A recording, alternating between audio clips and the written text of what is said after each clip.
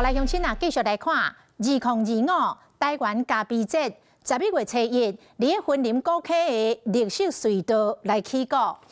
云林县政府嘛甲连江县马祖酒厂合作，推出着米酒咖啡的礼盒，邀请民众到场感受着咖啡的各种滋味。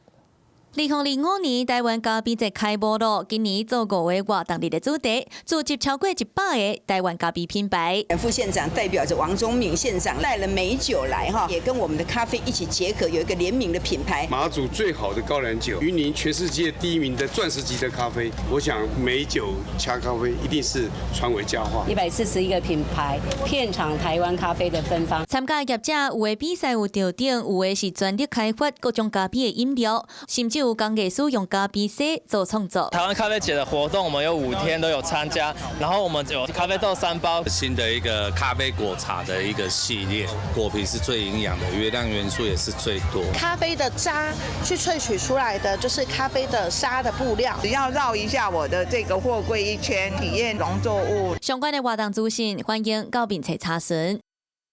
Hello， 大家好，我是林文。想要抢先掌握最及时的新闻资讯吗？赶快订阅、按赞、开启小铃铛，锁定华视新闻的 YouTube 频道。